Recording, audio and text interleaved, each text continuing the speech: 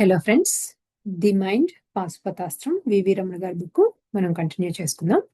మనం 13th chapter ఎవరిని వారే ఉద్ధరించుకోవాలి అనేది చూస్తున్నాం. సో ఇక్కడ ఏంటి అంటే వేరే వాళ్ళు ఎవరైనా వచ్చి మనకి ఏమైనా హెల్ప్ చేస్తారేమో, దానివల్ల ఆ, ఆ, మనకు అనుకున్నది సాధించచ్చేమో అనే థాట్ ని వద్దు అని చెప్పి ఫస్ట్ చెప్పారు. దాన్ని కంటిన్యూ చేద్దాము. ఈ గమ్యాన్ని అంటే లక్ష్యాన్ని, సంకల్పాన్ని ఎంచుకోవటం ఎలా? గమ్యాన్ని ఎంచుకోవటానికి ఈ ప్రపంచంలో మీకు ఎవ్వరి సహాయము అవసరం లేదు. మీ అంతరంగ ప్రపంచమే అంటే సబ్ కాన్షియస్ మైండే మీకు గురువు. That which you want to seek is already housed within you.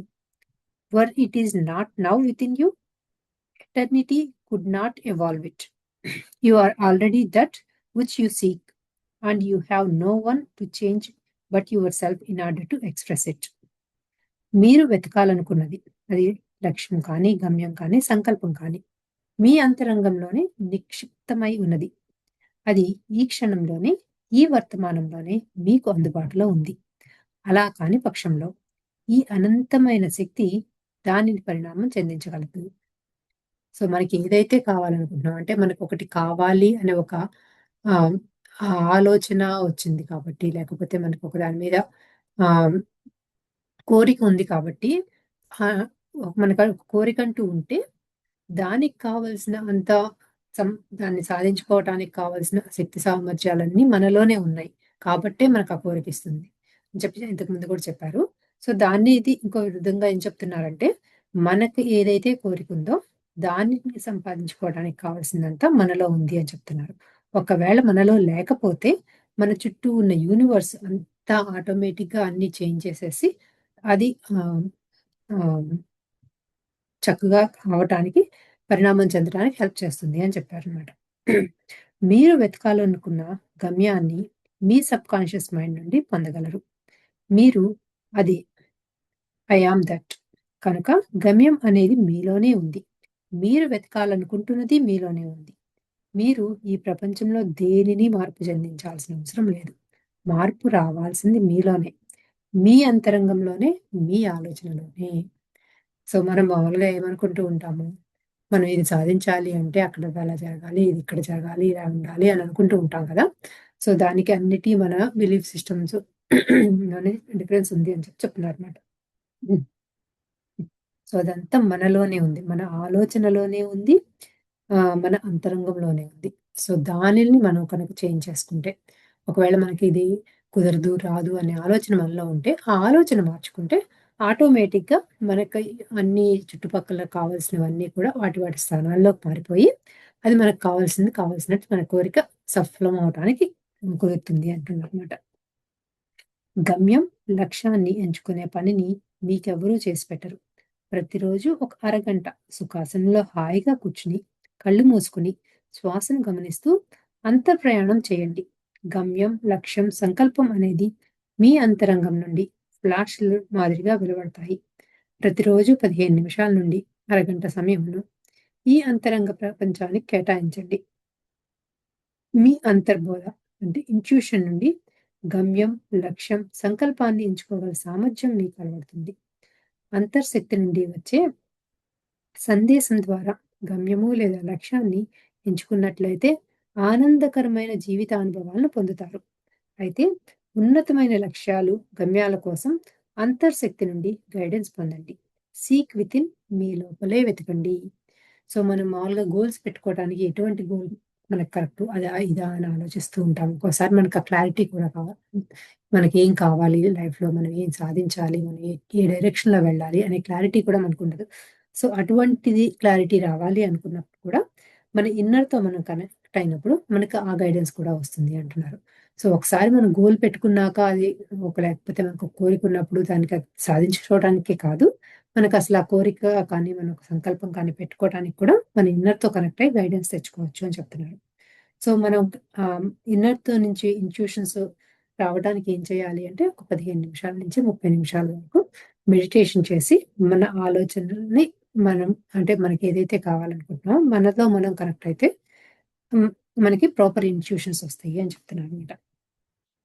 నిన్న యాక్చువల్లీ చదువుతున్నప్పుడు అనుకున్నాం కదా! ఈ ఇన్‌ట్యూషన్స్ అనో లేకపోతే ఇవన్నీ ఎలా వస్తాయి? కనిపించొచ్చు, వినిపించొచ్చు, ఆహ్, అనిపించొచ్చు.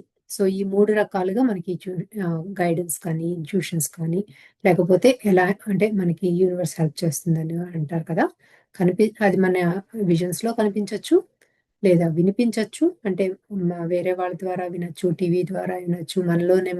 ఓసారి మన ఇన్‌ట్యూషనే మనకు వినిపిస్తుంది. ఇంకోసారి అనిపిస్తుంది. అంటే అనిపించడం అనేది ఇన్‌ట్యూషన్ అయినా అయ్యుండొచ్చు. లేకపోతే దానికి ఏం రీజనింగ్ ఉండదు మనకి. అది కరెక్టేమో, అలా చేయాలేమో అని మనకు అనిపిస్తుంది కదా! సో, ఈ 3 విధాలుగా మన ఇన్నర్ గైడ్ చేస్తుంది అని చెప్పి మొన్న ఎవరో చెప్పారనమాట మాస్టరు. అదేంటంటే అనిపిస్తుంది, వినిపిస్తుంది, కనిపిస్తుంది. ఈ 3 రకాల్లో ఏ విధంగా అయినా జరగొచ్చు అని. ఈ థర్డ్ ఐ అనేది కూడా ఈ మూడిట్లోనే జరుగుతుంది అని. సచిన్ టెండూల్కర్ గొప్ప క్రికెటర్ కావాలని, నరేంద్ర మోడీ దేశ ప్రధాని కావాలని, Barack Obama, Donald Trump America president కావాలని, ధీరూభాయ్ అంబానీ గొప్ప ధనవంతుడు కావాలని, నెల్సన్ మండేలా వర్ణ వివక్షను పారద్రోలాలని, రమణ మహర్షి, కబీరు, శంకరాచార్య మొదలైన వారు ఆధ్యాత్మికత కావాలని గమ్యం ఎంచుకున్నారు. ఎవరి గమ్యాన్ని వారు ఎంచుకున్నారు. మరి మీ గమ్యం ఏమిటి? మీ అంతరంగ ప్రపంచాన్ని అడగండి. సీక్ వితిన్ లోపల వెతకండి తప్పకుండా దొరుకుతుంది. సో, అందరూ ఎవరైతే వాళ్ళకి కావాల్సిన ఆహ్, గొప్ప గొప్ప లక్ష్యాలను ఎంచుకున్నారో, వాళ్ళు ఎలా ఎంచుకున్నారు అంటే వాళ్ళ ఇన్నర్‌తో కనెక్ట్ అయ్యి ఎంచుకున్నారు. సో, మనల్ని కూడా మన ఇన్నర్‌తో కనెక్ట్ అయ్యి మనకేం కావాలి అనేది క్లారిటీ తెచ్చుకోమంటున్నారనమాట. నెక్స్ట్ సెక్షన్ వచ్చి మీ జీవిత కథను మీరే రాసుకోండి. The story of your life is written by you. You are the author. There is no reason, therefore, for you to view the drama and feel trapped by it. The power to change your own condition is your own. You have only to exercise it. మీ యొక్క జీవిత కథను మీరే రాసుకుంటున్నారు. మీ యొక్క జీవిత కథకు మీరే రచయిత కనుక జీవితం అనే నాటక రంగంలో మీరు ఇరుక్కున్నారని తలపోయటం అర్థం లేదు. జీవిత కథను ఎలా కావాలంటే అలా మలుపు తిప్పగల శక్తి సామర్థ్యాలు మీలోనే ఉన్నాయి. అయితే అందుకు గాను మీరు కృషి, సాధన చేయవలసి ఉంటుంది. సో, ఇప్పటిదాకా ఏం చెప్తున్నారు? మనకి ఏదైతే కావాలో అది మన ఇన్నర్‌తో కనెక్ట్ అయ్యి చేయటమే అని. సో, అది మన ఇన్‌ట్యూషన్ వచ్చినప్పుడు మనం ఒక గోల్ పెట్టుకున్నప్పుడు, లక్ష్యాన్ని పెట్టుకున్నప్పుడు దానికి కావాల్సిన కృషి, సాధన అనేది మనం చేయాలి అని చెప్పి చెప్తున్నారనమాట. బాహ్య జీవితంలో మీరు ఎదుర్కొంటున్న పరిస్థితులన్నీ మీరు సృష్టించుకున్నంటివే. మీ లోపల ఏది ఉంటున్నదో బాహ్యంగా కూడా అదే ప్రకటమవుతుంది. మీ అంతరంగంలో సృష్టించుకోకుండా బాహ్యంగా మీ జీవితంలోనికి అనుభవాలు సృష్టించుకోవటం లేదు. సో, మనకి ఏదైతే ఫేస్ చేస్తున్నామో మనం డే టు డే బేసిస్ అవన్నీ కూడా మనము మన ఆలోచనల ద్వారా మనం పుట్టించుకున్నవే అని చెప్తున్నారు. విధిరాత, లలాట లిఖితం, దైవలీల అంటూ ఏమీ లేవు. జీవితంలో అన్ని పరిస్థితులను మీరే సృష్టించుకుంటున్నారు. మీ యొక్క వాస్తవాన్ని మీరే సృష్టించుకుంటున్నారు. You create your own reality. మీ యొక్క లక్ష్యాలు, సంకల్పాలు, భయాలు, సందేహాలు, గందరగోళాల వలనే మీ జీవితంలో అనుభవాలు అనేవి సృష్టించబడుతున్నాయి. మీరు అనుమతించకుండా ఏ భౌతిక వస్తువు, ఏ భౌతిక సంఘటన మీ జీవితంలోని ప్రవేశించడం లేదు. సో, చాలా స్పష్టంగా చెప్తున్నారనమాట. సో, మనం ఇది కర్మ, విధిరాత అలా ఏదో అనుకుంటూ ఉంటాం కదా! అది మన ఆలోచనల్లో ఎప్పుడూ లేకుండా అది మనకి రియాలిటీలోకి రావట్లేదు. మన ఎక్స్‌పీరియన్స్ దాన్ని చేయట్లేదు. దానిలో మనకెక్కడో ఒక భయమో, లేకపోతే ఎక్కడో ఒక రకమైన క్లారిటీ లేకపోవటమో, లేకపోతే మనం పెట్టుకున్న అలా అవుతుందేమో అని అనుకోవటం వల్లనో, సో, వాటి వల్లనే మన జీవితానుభవాలు ఇలా జరుగుతున్నాయి అని చెప్పి చెప్తున్నారనమాట. The truth is that physical objects and physical events are the symbols.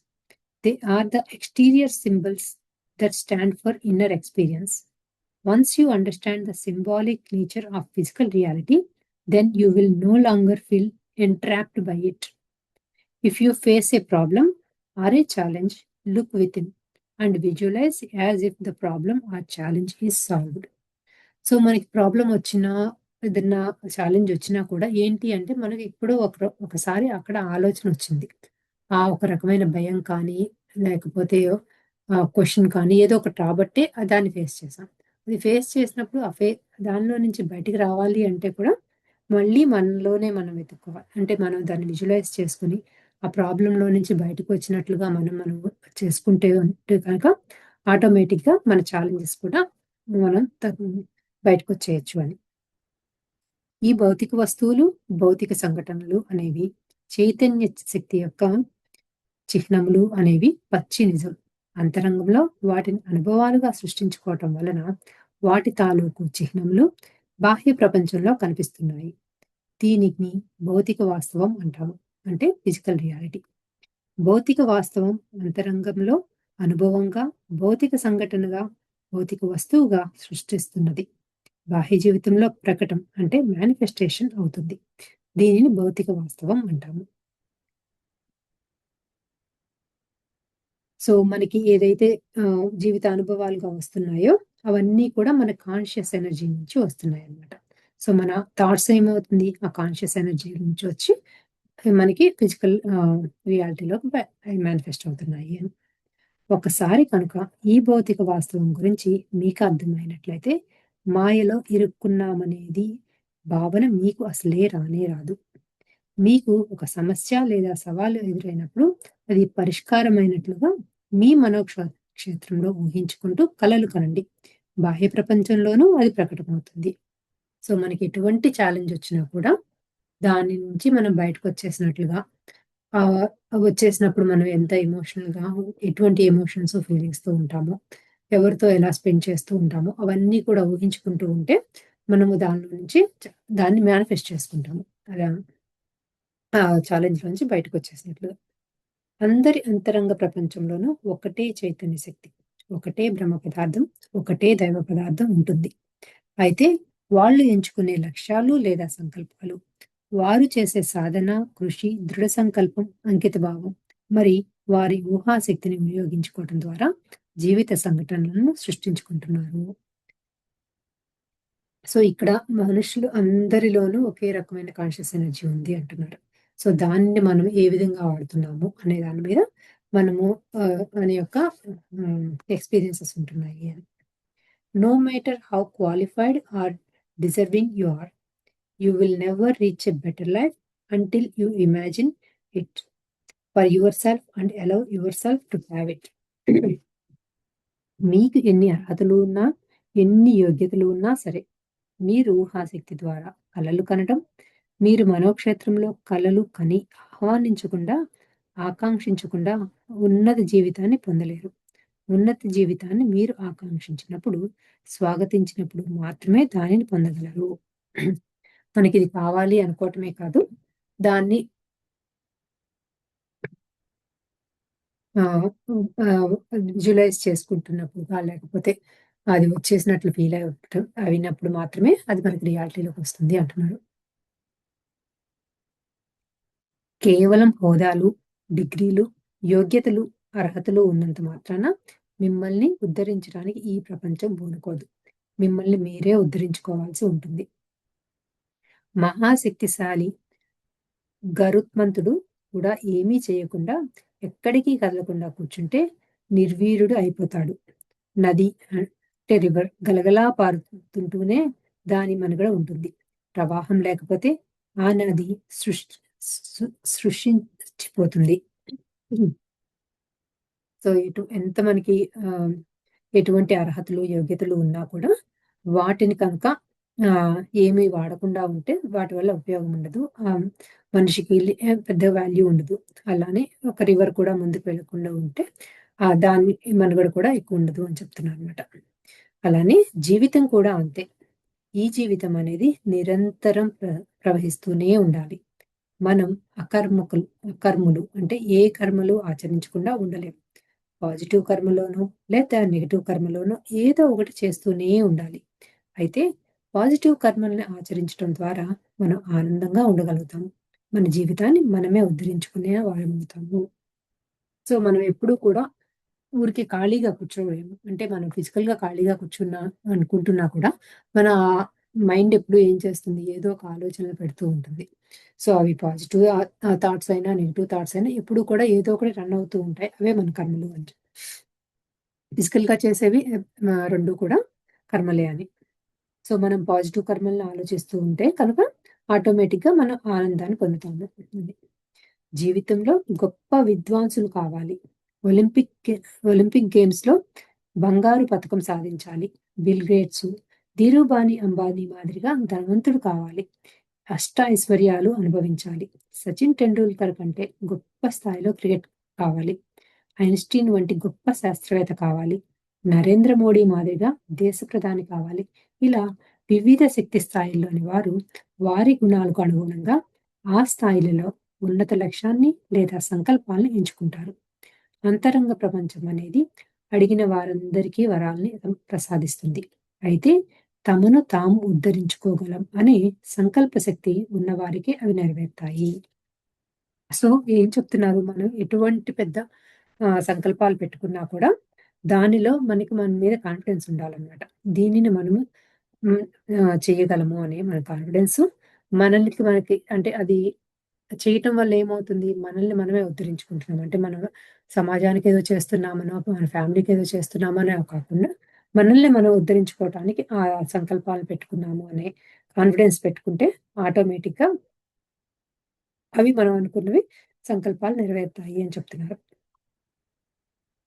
గొంగళి పిలుపు గొంగళి పురుగుని సీతాకోకచిలుకగా రూపాంతరం చెందించేదెవరు? అది తనను తానే సీతాకోకచిలుకగా రూపాంతరం చెందవలె. An idea is never given to you without you being given the power to make it a reality. You must, however, work for it. Every person, all the events of your life are there because you have drawn them here. What you choose to do with them is up to you. నెరవేర్చగల శక్తి సామర్థ్యాలు మీలో ఉంటున్నప్పుడు మాత్రమే పలానా లక్ష్యము లేదా సంకల్పాన్ని సాధించాలనే ఆలోచనలు, అభిప్రాయాలు మీలో కలుగుతాయి. అయితే మీరు అందుకోసం కృషి చేయవలసి ఉంటుంది. సో, ఇందాక చెప్పినట్లుగానే మళ్ళీ గుర్తు చేస్తున్నారనమాట. మనకేదైనా కోరికొచ్చింది అంటే, ఆ కోరికని సఫలం చేసుకునే శక్తి సామర్థ్యాలు మనలోనే ఉంటాయి. కానీ అవి సఫలం చేసుకోవటానికి మనం కృషి చేయవలసి ఉంటుంది.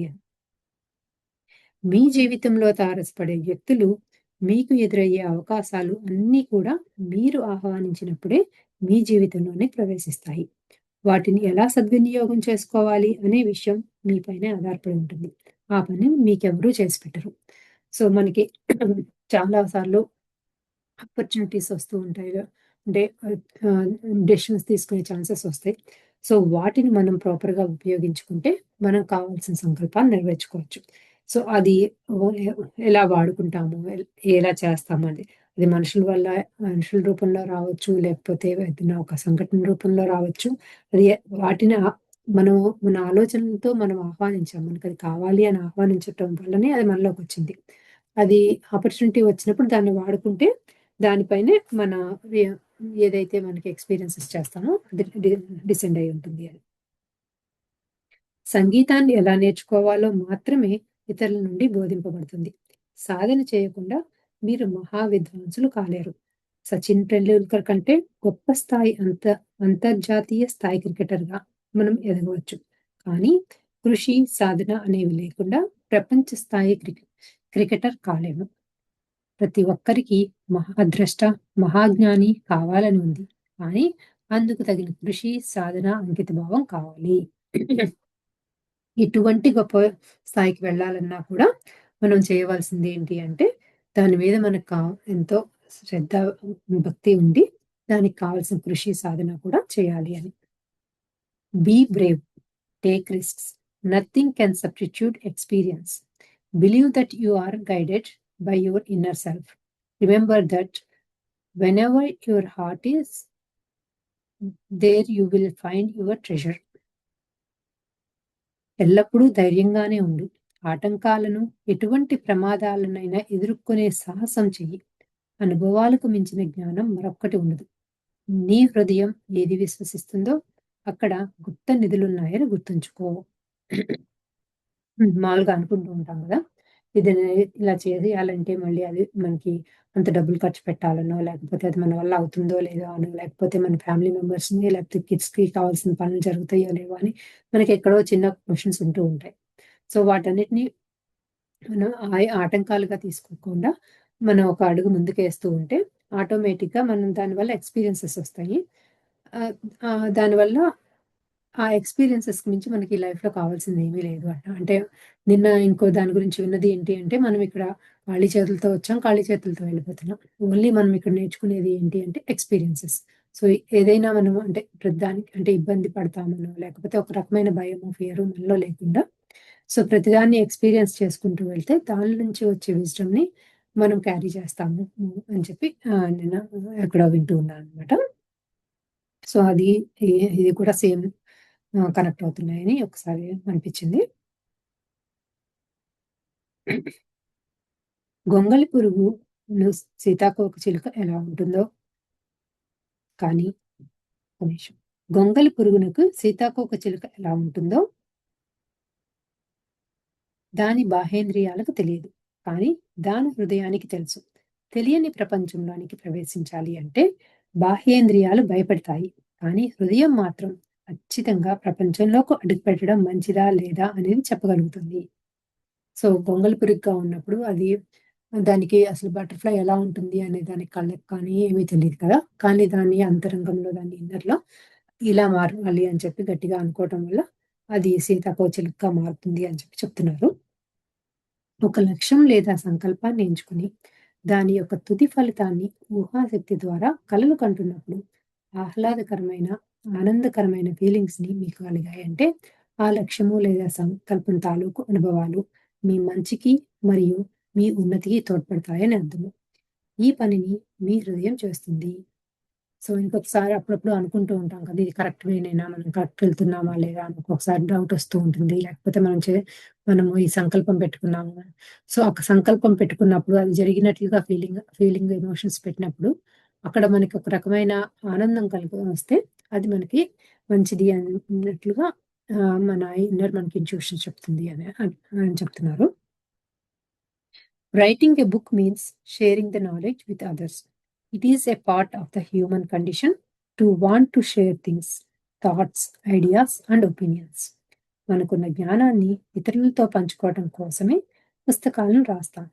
తాను కలిగి ఉన్న విషయాలను, ఆలోచనలను, అభిప్రాయాలను నమ్మిన వాటిని ఇతరులతో పంచుకోవటం అనేది మానవ సహజం. సో, మనం ఏదన్నా ఇన్ఫర్మేషన్ తెలియగానే వెంటనే వేరే వాళ్ళకి చెప్పాలి అనిపిస్తుంది. అలానే బుక్ రూపంలో రాయాలి అనిపిస్తుంది. సో, అది మానవ సహజం అని చెప్పి చెప్తున్నారనమాట. మన జ్ఞానాన్ని, ఆలోచనలను, అభిప్రాయాలను ఇతరులతో పంచుకోవడం ద్వారా మనల్ని మనం విస్తరింప చేసుకుంటున్నాం. అంటే ఎక్స్‌పాండ్ చేసుకుంటున్నాం మనల్ని మనమే. మనల్ని మనం ఉద్ధరింప చేసుకుంటున్నాం. ఈ జ్ఞానాన్ని ఇతరులు ఎలా స్వీకరిస్తారో, ఏ విధంగా ఆచరణలో పెడతారో అది వారి వారి ఇష్టం. ఆ జ్ఞానాన్ని తీసుకొని వారిని ఉద్ధరింప చేసుకుంటారో లేదో మనకు తెలీదు. కానీ మనం మాత్రం ఖచ్చితంగా ఉద్ధరించబడతాం. సో, మనము ఒక తెలిసిన ఇన్ఫర్మేషన్‌ని అందరికీ కనుక షేర్ చేస్తూ ఉంటే, వాళ్ళు ఆ జ్ఞానాన్ని తీసుకుంటారో లేదో అనేది మనకు సంబంధించింది లేదు. కానీ మనము దాన్ని షేర్ చేయటం వల్ల మనకు ఉన్న ఇన్ఫర్మేషన్ మనం ఎక్స్‌పాండ్ అవుతాం. మన విజ్డమ్ మనకి ఎక్స్‌పాండ్ అవుతుంది అని చెప్పి చెప్తున్నారన్నమాట. సో, దీనివల్ల ఏం జరుగుతుంది? మనల్ని మనం ఉద్ధరించుకుంటున్నాం. ఒక వృక్షం కూడా అంతే. అది ఇచ్చే ఫలాలు, పండ్లను ఇతరులు ఎలా స్వీకరిస్తారో దానికి అనవసరం. వృక్షం పండ్లు, ఫలాలను ఇవ్వటం ద్వారా తనను తాను ఉద్ధరించుకుంటుంది. ఈ నియమం సృష్టిలో అన్ని ప్రాణులకి వర్తిస్తుంది. అసలు చాలా సింపుల్‌గా మనకు అర్థమయ్యేలాగా చెప్పారు. ఒక చెట్టుకి పువ్వులు కానీ, పళ్ళు కానీ వస్తూ ఉన్నాయంటే, అది మనం వాడుకుంటున్నామా, వాడుకోవటం లేదా, అక్కడ పడిపోతున్నాయో అది పట్టించుకోదు. కాన్స్టెంట్‌గా అది అలా ప్రొడ్యూస్ చేస్తూనే ఉంటుంది. సో, అలానే మనం కూడా అంతే. మనకొచ్చిన ఇన్ఫర్మేషన్, మనకు తెలిసిన ఇన్ఫర్మేషన్ అందరికీ షేర్ చేస్తూ ఉండాలి అని చెప్పి చాలా సింపుల్‌గా చెప్పారు. బుద్ధుడు, క్రై మరి అవతార పురుషులు కూడా తమను తాము విస్తరించుకోవటం కోసమే ఈ లోకానికి దివ్య సందేశాలను ఇస్తారు. వాటిని ఎంతమంది స్వీకరించి ఆచరిస్తారనేది వాళ్ళ ఇష్టంపై ఆధారపడి ఉంటుంది. మరి మీ సంగతేమిటి? మిమ్మల్ని మీరు ఉద్ధరించుకోండి. ఎవరో వస్తారని, ఏదో చేస్తారని ఎదురు చూసి మోసపోకుమా అనే ఒక సినిమా పాట గుర్తుందా? ఎంత తాత్విక సత్వంని కలిగి ఉంది ఆ పాట. అంతరంగ ప్రపంచం సర్వము ఇవ్వటానికి సిద్ధంగా ఉంది. కానీ దానిని తీసుకొని మిమ్మల్ని విస్తరింప చేసుకోవటానికి మీరు కృషి చేయవలసి ఉంది. సో, ఈ యూనివర్స్ మనకి ఏది కావాలంటే అది ఇవ్వటానికి రెడీగా ఉంది. దానిని మనం తీసుకొని దాన్ని మళ్ళీ స్ప్రెడ్ చేయడానికి మనం కష్టపడాలి అని చెప్తున్నారనమాట. దీనిలో నెక్స్ట్ సెక్షన్ వచ్చి ఎవరిని వారే ఉద్ధరించుకోవాలి. నా జీవితాన్ని నేనే ఉద్ధరించుకుంటాను. నా వాస్తవాన్ని నేనే సృష్టికర్తను. నా జీవితం పట్ల నేను బాధ్యత వహిస్తాను వంటి దృక్పథం అంటే థింకింగ్ ప్యాటర్న్ కలవారికి ఇక్కడ కొన్ని పాయింట్స్ చెప్పారు. అవి చూద్దాం. సో, మనల్ని మనమే ఉద్ధరించుకుంటామనే మన ఆలోచనలో మనకుంటే ఏమవుతుంది అని. ఫస్ట్‌ది ఈ విశ్వం మార్గాన్ని సుగమం చేస్తుంది. అవకాశాలను కల్పిస్తుంది. సెకండ్ పాయింటొచ్చి ఇతర మనుషులతో, ఇతర జీవరాశులతో చక్కటి సమన్వయం ఏర్పడుతుంది. మూడోదొచ్చి అంతర్బోధ అంటే ఇంట్యూషన్ చక్కగా పనిచేస్తుంది. తర్వాత ఏమి చేయాలి? ఎలాంటి సంకల్పాలు లేదా లక్ష్యాలు పెట్టుకోవాలి అనే విషయాల పట్ల స్పష్టత ఉంటుంది. నాలుగో పాయింటొచ్చి వారిని అంతర్వాణి అంటే ఇన్నర్ వాయిస్ వాటి గమ్యము, లక్ష్యం వైపు నడిపిస్తుంది. ఫిఫ్త్ పాయింటొచ్చి వారికి ఈ విశ్వం నుండి చక్కటి సరియైన గైడెన్స్ లభిస్తుంది. సిక్స్త్ పాయింటొచ్చి ఉన్నత తలాల నుండి హైయర్ డైమెన్షన్స్ నుండి కావాల్సిన జ్ఞానాన్ని, సమాచారాన్ని ఏదో ఒక రూపంలో ధ్యానంలో కానీ, స్వప్నంలో కానీ ప్రశాంతంగా ఉన్నప్పుడు అందుతుంది. సో, ఈ మన నమ్మకం కనుక ఆహ్, మనల్ని మనమే ఉద్ధరించుకుంటాము. నా రియాలిటీని నేనే సృష్టించుకుంటున్నాను అని కనుక గట్టిగా నమ్మితే, ఈ యూనివర్స్ ఆటోమేటిక్‌గా అన్నిటిని అలా అమరుస్తుంది అని చెప్తున్నారు. ఆ ఇంట్యూషన్ అనేది మనకి ఆహ్, గ మెడి మెడిటేషన్‌లో కావచ్చు, డ్రీమ్స్‌లో రావచ్చు. లేదా మనం జస్ట్ కళ్ళు తెరిచి ఉన్నప్పుడు ఎప్పుడైతే కామ్‌గా ఉంటామో అప్పుడైనా కూడా ఇంట్యూషన్స్ వస్తాయి అని చెప్తున్నారనమాట. అది మన ఇన్నర్ వాయిస్ నుంచైనా అయ్యుండొచ్చు. లేదంటే ఎటువంటి ఇందాక మనం కూడా అనుకున్నాం కదా! కనిపించొచ్చు, వినిపించొచ్చు, అనిపించొచ్చు అని. సో, ఏదో ఒక విధంగా మనకి ఇంట్యూషన్స్ వస్తాయి అని చెప్పి గైడెన్స్ వస్తుంది అని చెప్పి చెప్తున్నారనమాట. We all are connected. All life is connected. And we all are on this earth for a higher collective purpose. మనందరము భూమి మీద గల జీవితాన్ని ఈ విశ్వంలోని అన్నింటితోనూ అనుసంధానింపబడి ఉన్నాం. ఈ భూమి మీద ఒక ఉన్నత లక్ష్యం కోసం మనందరము ఉంటున్నాం. మనకు గైడెన్స్ మన అంతరంగం నుండి ప్రతి క్షణము అందుతూనే ఉంటుంది. కానీ మనమే విస్మరిస్తున్నాము. సో, మనందరము భూమి మీద ఉన్న ప్రతి ఒక్క జీవజాతి కూడా ఈ భూమి యొక్క లక్ష్యాన్ని ఉన్నత లక్ష్యం కోసం మనందరము ఉన్నాం. సో, అందరం కలెక్టివ్‌గా మనకు కావాల్సిన లక్ష్యాన్ని కోసమే ఇక్కడికొచ్చాము ఈ టైంలో. సో, కానీ దాన్ని మనం మర్చిపోయి మన ఫిజికల్‌గా మనం ఏదైతే భౌతికంగా ఉన్నాయో వాటి వెంబడి పడుతున్నాము అని చెప్పి చెప్తున్నారనమాట. మనం కనుక అది అన్నీ మనలోనే ఉన్నాయి. మన వాస్తవాన్ని మనమే సృష్టించుకుంటున్నాము అనేది కనుక మనం నమ్ముతూ ఉంటే, మన ఇన్‌ట్యూషన్స్ మీద మనం డిపెండ్ అవుతూ ఉంటే ఆటోమేటిక్‌గా మన అంతరంగం నుంచి మనకెప్పుడు గైడెన్స్ వస్తూ ఉంటుంది అని. మనము ఈ ప్రపంచాన్ని ఉద్ధరించాల్సిన అవసరం లేదు. మనల్ని మనం ఉద్ధరించుకుంటే చాలు. అయితే ఒక విశ్వ నియమం మాత్రం మరవకండి. మీరు ఈ ప్రపంచానికి ఎంత చేయూతిస్తే అంతకంటే అనేక రెట్లు తిరిగి ఇవ్వబడుతుంది.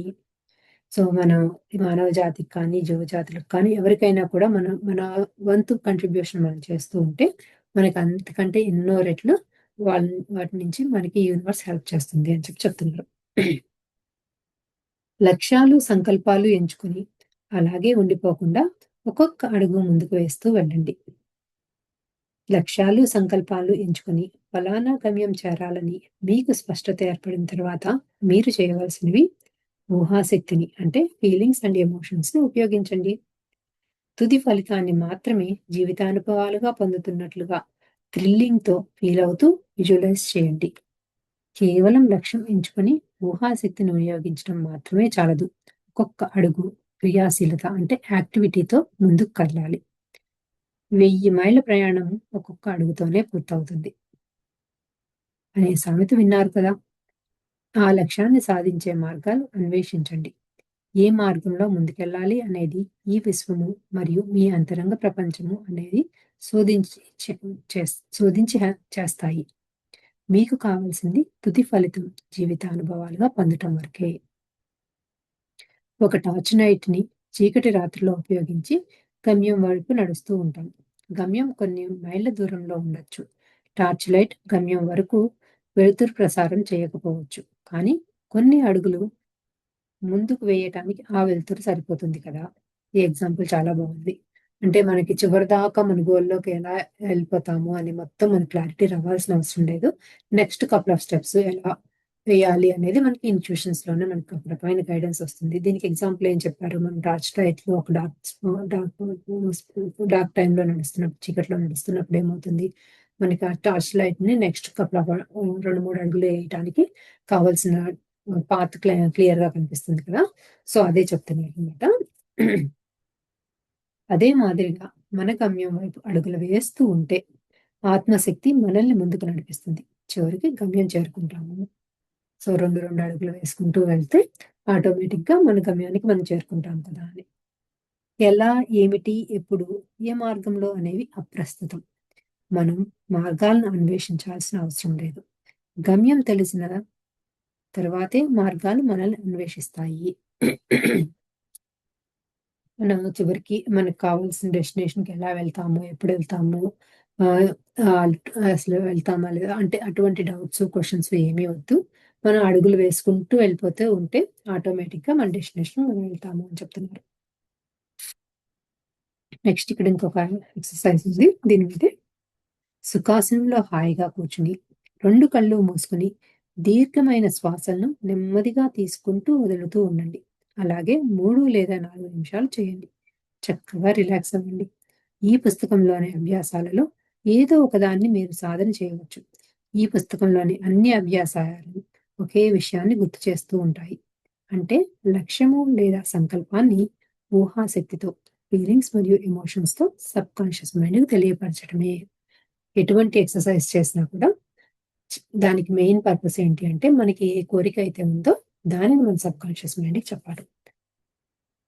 ఈ అభ్యాసంలో ఒ ఒకే రోజులో 5 అంతకంటే ఎక్కువ లక్ష్యాలను అంతరంగ ప్రపంచానికి తెలియపరచడం. ఈ అభ్యాసాన్ని సాధన చేయటం వల్ల 5 లేదా అంతకంటే ఎక్కువ లక్ష్యాలు లేదా సంకల్పాలు వేగవంతంగా వాస్తవ రూపం చెందించుకుంటాం. జీవితంలో సాధించాల్సిన ప్రధాన లక్ష్యం ఒకటి ప్రతి ఒక్కరికి ఉంటుంది. అలాగే ఇల్లు, కారు, మంచి ఉద్యోగం, మంచి వ్యాపారం, వృత్తి, మంచి మానవ సంబంధాలు, ఒక వ్యాధిని పోగొట్టుకోవటం, మంచి ఆరోగ్యాన్ని కలిగి ఉండటం, ఒక కాంట్రాక్ట్‌ని చిక్కించుకోవటం, ఒక ఖరీదైన వస్తువును కొనటం, పెళ్లి చేసుకోవటం, సంతానం పొందటం, ఇలా ఏవైనా సరే లక్ష్యాలను లేదా సంకల్పాలను ఏర్పరచుకొని అంతర్శక్తికి తెలియచేయటం. సో, మన కోరిక ఎటువంటిదైనా సరే అది దాని మీద మనకి కంప్లీట్‌గా క్లారిటీ తెచ్చుకొని, అది మనకి చేరినట్లుగా, మనకొచ్చేసినట్లుగా ఎమోషన్స్ అండ్ ఫీలింగ్స్‌తో విజువలైజ్ చేసుకొని మన సబ్‌కాన్షియస్ మైండ్‌కి చెప్పడం అన్నమాట. ఉదాహరణకు ఉదయం నిద్ర లేవగానే ఒక్క 5 నిమిషాల నుండి 10 నిమిషాల వరకు కళ్ళు మూసుకొని మంచి ఇల్లుని స్వంతంగా కలిగి ఉండటం కోసం మీ ఊహాశక్తితో కలలు కనండి.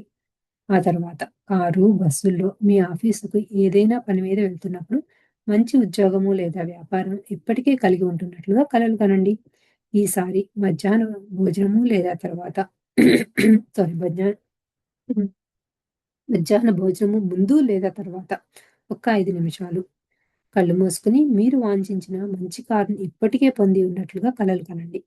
మళ్ళీ ఆఫీసు ఏదైనా ప్రదేశం నుండి ఇంటికి వస్తున్నప్పుడు కారు, బస్సులో మంచి ఆరోగ్యాన్ని కలిగి ఉంటున్నట్లుగానే లేదా ఏదైనా వ్యాధి దాన్ని పూర్తిగా నయం చేసుకొని ఆరోగ్యవంతంగా ఉంటున్నట్లుగా చిత్రీకరణ చేసుకుంటూ కలలు కనండి. రోజులో ఏదైనా సమయంలో వెయిటింగ్ టైమ్‌లో కొంత ఖాళీ సమయంలో మంచి కుటుంబ సంబంధాలను లేదా మంచి స్నేహితుల బంధాలను కలిగి ఉంటున్నట్లుగా కలలు కనండి. రాత్రి భోజనం ముందు లేదా తర్వాత ఇంకేదైనా లక్ష్యాన్ని లేదా సంకల్పాలను నెరవేరినట్లుగా కలలు కనండి. రాత్రి నిద్రకు ఉపక్రమించే ముందు 10 నిమిషాలు హాయిగా కళ్ళు మూసుకొని జీవితం యొక్క ప్రధాన లక్ష్యం గురించి కలలు కనండి. సో, ఒకటే లక్ష్యం అక్కర్లేదు. మనకి ఎటువంటి లక్ష్యాలైనా పెట్టుకోవచ్చు. ఎన్ని నంబర్ ఆఫ్ లక్ష్యాలైనా పెట్టుకోవచ్చు. సో, ఆ లక్ష్యాలన్నిటిని మనం ఖాళీగా ఉన్నప్పుడు కొన్ని నిమిషాలు అది జరిగిపోయినట్లుగా ఎమోషన్స్ అండ్ ఫీలింగ్స్‌తో విజువలైజ్ చేసుకుంటూ ఉండాలి అని చెప్తున్నాను. అవి త్వరగా మేనిఫెస్ట్ అవ్వటం కోసం. ఈ రోజుల్లో 24 గంటలు అని మనకు తెలుసు. ఎరుక లేకపోవటం లేదా అజాగ్రత్తగా వలన ఎంతో సమయాన్ని వృధా చేస్తూ ఉంటాం. అలా వృధా చేయకుండా వీలు చిక్కినప్పుడల్లా 5, 10 నిమిషాలు చాలా రిలాక్స్‌డ్‌గా ఏదైనా ఒక లక్ష్యాన్ని వివిధ రకాలుగా ఊహాశక్తిని ఉపయోగించి కలలు కనడం చేస్తే ఒక దినంలోని 5 కన్ 5 ఇంతకంటే ఎక్కువ లక్ష్యాలను, సంకల్పాలను మన సబ్‌కాన్షియస్ మైండ్‌కు అందించని వారం అవుతాము. జీవితంలో ఎక్కువ సంఖ్యలో లక్ష్యాలు లేదా సంకల్పాలను అతి వేగంగా నెరవేర్చుకుంటూ ఎక్కువ జీవితానుభవాలను పొందగలం. సో, ఎక్కువ లక్ష్యాలు పెట్టుకుంటే ఎక్కువ జీవితానుభవాలొస్తాయి. అవి రావాలి. మన జీవితానుభవాలను మనము మేనిఫెస్ట్ చేసుకోవాలి అంటే ఫాస్ట్‌గా మనం దాన్ని ఆహ్, ఎప్పుడు దాని గురించి ఆలోచిస్తూ ఉండి అవి జరిగిపోయినట్లుగా ఊహించుకుంటూ ఉండాలి అని. If you do not know what you want, then it is good for you to set forth the intent. You must know what you want. As you set forth your desire, you will begin attracting data. You will begin attracting opportunity. You will begin attracting money to fulfill that desire. And you will begin attracting many things to select from. And from the steady parade of ideas that will flow to you, you will get a better idea of what you specifically desire.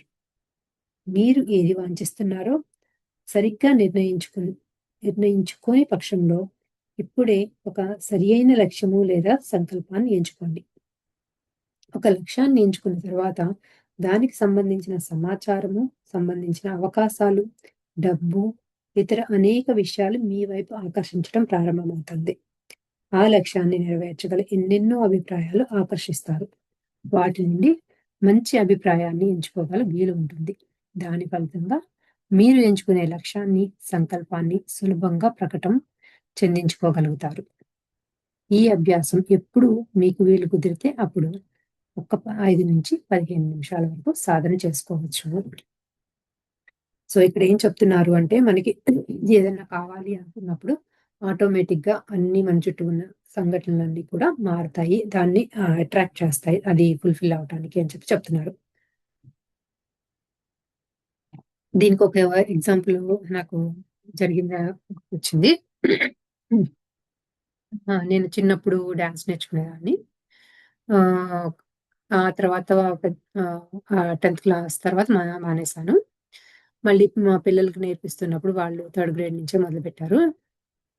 So, వాళ్ళకి నేర్పిస్తున్నప్పుడు నాకు కూడా నేర్చుకుంటే బావుంటుంది కదా అనిపిచ్చింది. వాళ్ళకి నేర్పిస్తున్న teacher చెప్పే Kuchipudi dance steps, నేను నేర్చుకున్న కూచిపూడి డాన్స్ స్టెప్స్‌కి చాలా డిఫరెంట్‌గా ఉన్నాయన్నమాట. అంటే మరీ ఎక్కువ లేవు కానీ ఒక 1/3 నుంచి ఆహ్, ఆల్‌మోస్ట్ 2/3 వరకు కొంచెం డిఫరెంట్‌గా అనిపించినాయన్నమాట. సో, అందుకని అంటే మళ్ళీ కొత్తగా నేర్చుకోవాలి. నేను నేర్చుకున్నయి కాదు. కొంచెం మళ్ళీ కన్‌ఫ్యూజన్ స్టేట్‌లో ఉంటుంది అని చెప్పి ఎప్పుడూ అనుకుంటూ ఉండేదాన్ని. నాకు ఎవరైతే నేర్పిచ్చారో అవే స్టెప్స్ ఎవరైతే నేర్పిస్తే బావుంటుంది. నేనక్కడ నేర్చుకోవాలి అని ఎప్పటినుంచో అనుకుంటూ ఉన్నాననమాట. మా పిల్లలు థర్డ్ గ్రేడ్ అంటే వాళ్ళు అబౌట్ 6, 7 ఇయర్స్ టైమ్‌లో కదా అది. యాక్చువల్లీ ఆల్‌మోస్ట్ 10 ఇయర్స్ అనుకోండి. సో, అది అప్పుడు అనుకున్నాక ఈ మధ్య లాస్ట్ 1 ఇయర్ బ్యాకే నా చిన్నప్పుడు నాతో పాటు డాన్స్ నేర్చుకున్న ఒక ఫ్రెండు వాళ్ళ పాపకి ఆహ్, ఇండియాలో ఎవరు నేర్పిస్తారు అని ఇద్దరు, ముగ్గురు టీచర్స్‌తో ట్రై చేస్తూ ఉండగా తను ఒక 2 ఇయర్స్ వాళ్ళతో స్పెండ్ చేసిందనమాట. వాళ్ళ అమ్మాయికి ఇండియాలో టీచర్స్‌తో డాన్స్ నేర్పించడం కోసం ఫస్ట్ ఇలా హైదరాబాద్‌లో కొంతమందిని ట్రై చేసింది. వాళ్ళ డాన్స్ స్టెప్పులు పాపకి నచ్చకపోవు అలా కొన్ని ఇద్దరిని మార్చిన తర్వాత థర్డ్ టీచరొచ్చి చాలా చెప్తున్నారు అని చెప్పారు.